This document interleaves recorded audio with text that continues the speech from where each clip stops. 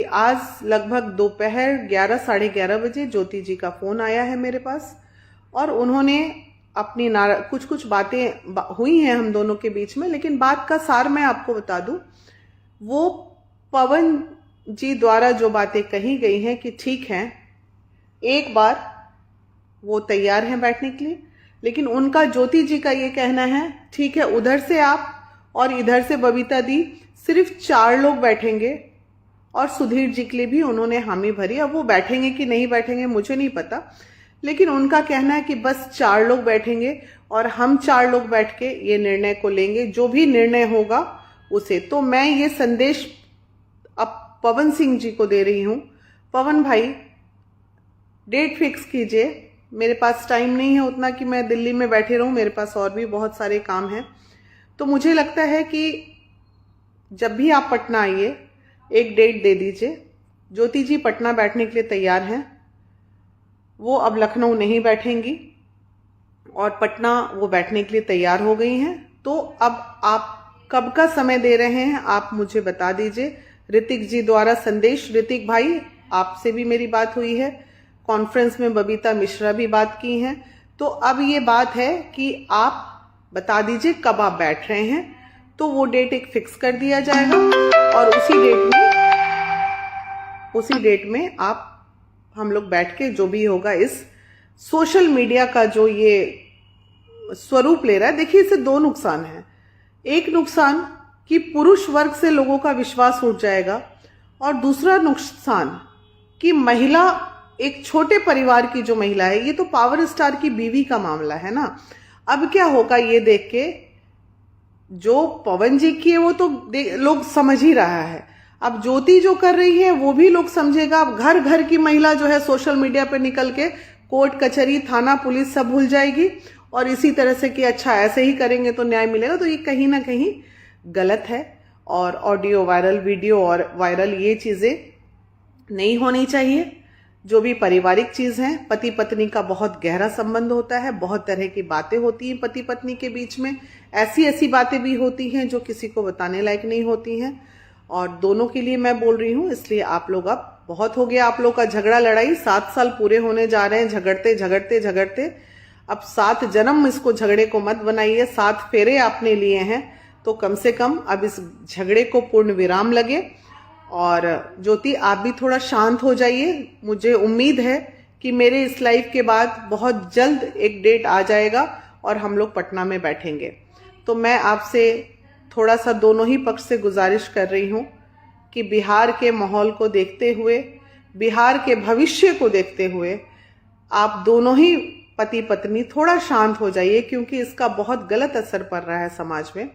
और बाकी मैं क्या बोलूं, ज्योति का, पवन जी का संदेश ज्योति तक पहुंचा दिया, ज्योति का आज हामी आ गई हैं तो वो पवन जी तक पहुंच गई। अब फाइनल बात यह है कि कब पटना में डेट हम लोग फिक्स करें और वहां हम लोग बैठेंगे।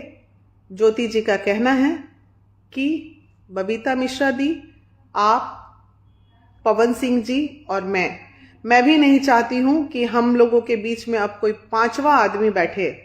तो ठीक है, कई बार क्या होते हैं कि रिश्ते इतने खराब हो जाते हैं कि व्यक्ति चाहता है कि चलो ठीक है, हम एक ऐसे कॉमन पर्सन हैं जो आप दोनों का भला, ना तो हम ज्योति का बुरा चाहते हैं ना तो हम पवन का बुरा चाहते हैं। जिंदगी में गलतियां हर किसी से होती हैं, लेकिन गलतियों की क्षमा होती है, अपराध की क्षमा नहीं होती है। तो अगर इसमें कुछ गुंजाइश बनती है तो एक कोशिश की जा सकती है। और अब मुझे लगता है कि अतिशीघ्र आप मुझे फोन करके डेट फिक्स कीजिए। फिलहाल मैं दिल्ली में हूं, पटना में हो सकता है 13-14 तारीख तक मैं पटना पहुंचूंगी, फिर आप लोगों से बात होगी और जैसा होगा। क्योंकि ऋतिक जी को मैंने मॉर्निंग में भी फोन किया, ऋतिक ने फोन नहीं उठाया, फोन बिजी था। फिर ज्योति ने किसी संजीत का नंबर दिया, मैं नहीं जानती संजीत कौन है, हाँ संजीत ही नाम था शायद, तो उन्होंने भी फोन नहीं पिक किया, वो कॉन्फ्रेंस में बात करना चाह रही थी। और उसके बाद अभी भी मैंने ऋतिक को फोन लगाया, पवन जी का तो मोबाइल स्विच ऑफ आ रहा है, ऋतिक के मोबाइल पे ही बातें हो रही हैं, तो अभी भी ऋतिक आपने फोन नहीं उठाया। अगर आप फोन उठा लेते तो मैं लाइव नहीं करती, बताती नहीं, क्योंकि अब जमाने को इंतजार है कि आगे क्या हुआ। और मुझे पता है कि इस केस को पूर्ण विराम हम ही कुछ लोग बैठ के मिलके दे सकते हैं। बाकी जिन्हें टीआरपी खाना है, जिन्हें, मैं आपको स्पष्ट कर दूं, मुझे टीआरपी का कोई शौक नहीं है। मुझे इस केस में टीआरपी नहीं खाना है। ना मैं उनके लिए जिंदाबाद बोलूंगी, ना मैं उनके लिए मुर्दाबाद बोलूंगी। मुझे किसी में कोई इंटरेस्ट नहीं, लेकिन हाँ, इसमें जरूर इंटरेस्ट है कि ये चीज कैसे स्टॉप होगा। बहुत हम शुरू से इस केस में मेहनत कर रहे हैं, बबीता जी मेहनत कर रही हैं, तो मुझे लग रहा है कि एक रिजल्ट कहीं ना कहीं निकल जाए, ताकि ज्योति को इंसाफ मिल सके, ज्योति को न्याय मिल सके, उसका अधिकार मिल सके।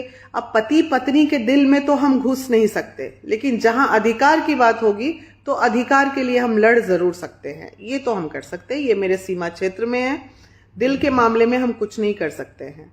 तो बस यही बोलने में आई थी, और तो कोई खास बात मुझे बोलना नहीं था, क्योंकि आप जान रहे हो चीज़ें बहुत है, लोगों को उम्मीद थी।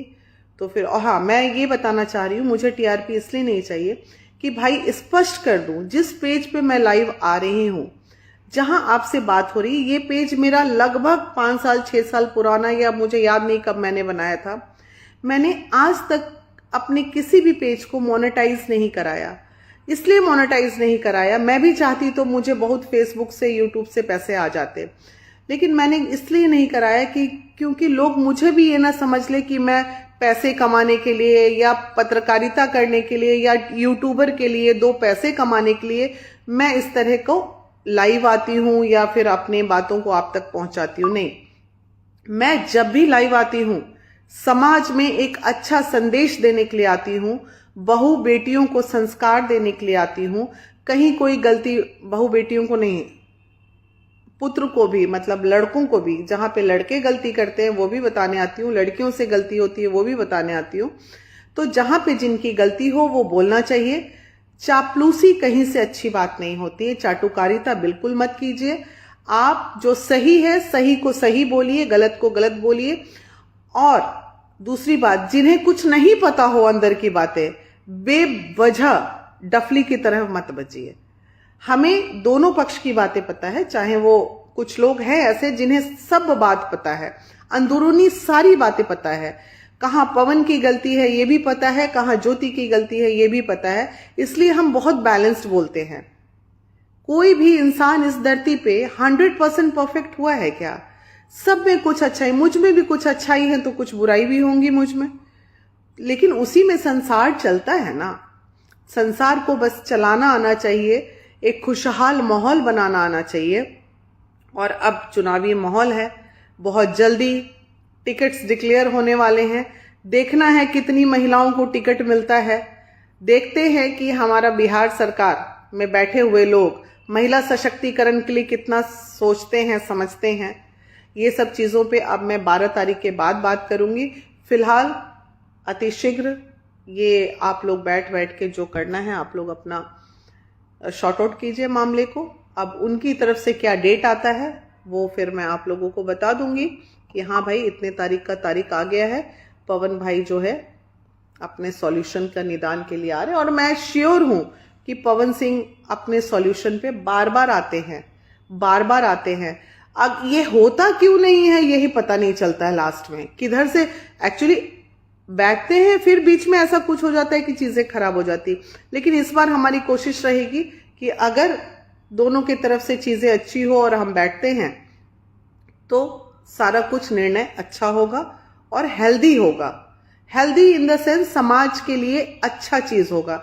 ऐसा कोई बात दोनों तरफ से आप लोग कुछ भी डिलीवर ना करें जिससे समाज पे बुरा असर पड़े, जिससे पति पत्नी के पवित्र रिश्ते पे बुरा असर पड़े, जिससे लोग ये समझे कि अरे लो ये क्या हो गया। ऐसा नहीं होना चाहिए। दोनों के लिए हम बोल रहे हैं। बाकी आप लोग अपना ख्याल रखिए, खुश रहिए, सुखी रहिए, समृद्ध रहिए। आसपास अगर कोई अपराध हो रहा है तो उस पर ध्यान दीजिए। तब तक के लिए नमस्कार, जय हिंद, जय बिहार।